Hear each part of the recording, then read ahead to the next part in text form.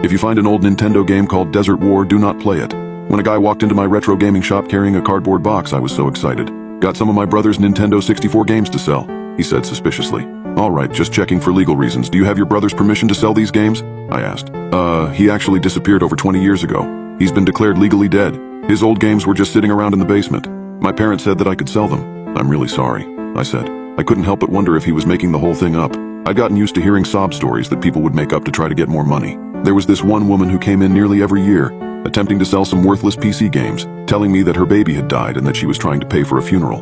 Either she was the unluckiest woman alive or an unimaginative liar. I appreciate that, he said as he started unloading the box. He had a nice collection: Super Mario, Mario Kart, Donkey Kong, Mario Tennis, and tons more. At the bottom was a picture of his brother, which he quickly turned over, assuming I hadn't seen it. I didn't think anything of it at the time. Nearly all of the games came with their boxes and manuals, which made them much more valuable. But that was when he pulled out a loose emerald green cartridge from the bottom of his box. I heard that Nintendo had offered emerald green cartridges to publishers, but was almost positive that no one had ever chosen that color. After looking at the label, I was even more confused. It was titled Desert War. 388 N64 games had been produced. I hadn't played all of them, but I can tell you with 100% accuracy if a given title was an actual game. I was certain there was never a game called Desert War. I looked at the label closely, which depicted two soldiers in two era uniforms facing off in a desert landscape.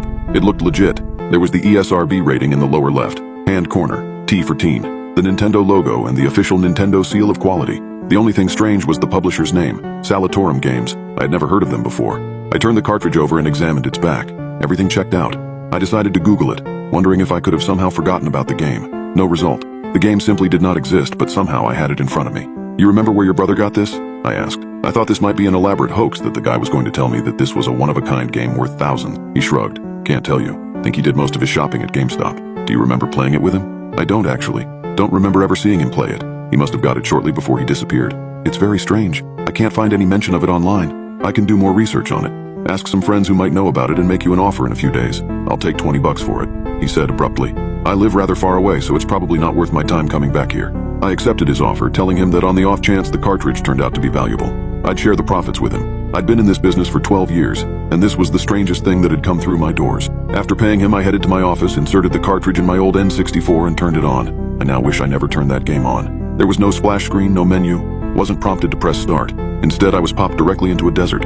I was by a small oasis surrounded by sand dunes. Reminded me a bit of shifting sandland from Super Mario 64, but the graphics in this game were way worse. I wasn't controlling a soldier, but a teenager dressed in a black t-shirt, cargo shorts, and a backwards baseball cap. There wasn't much to do in this world.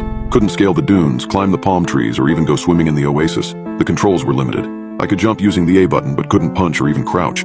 As I was walking by the water, a skeletal hand reached out and dragged me under. There was a cutscene of the kid falling through murky water. Suddenly the screen turned black. I thought the game had crashed, but a few seconds later it came back on. I was in some cave. Before me was an enormous skeleton wearing a green wizard's hat decorated with stars and crescents. There was a slingshot nearby and I tried to move over to it, but my character wasn't responding to the analog stick. No matter what button I pressed, nothing happened. Must be another cutscene. The skeleton slowly walked over to the kid, grabbed him, lifted him up, and bit his head off, a fountain of pixelated blood spewing from his neck. Another cutscene, this one just of the skeleton's white face.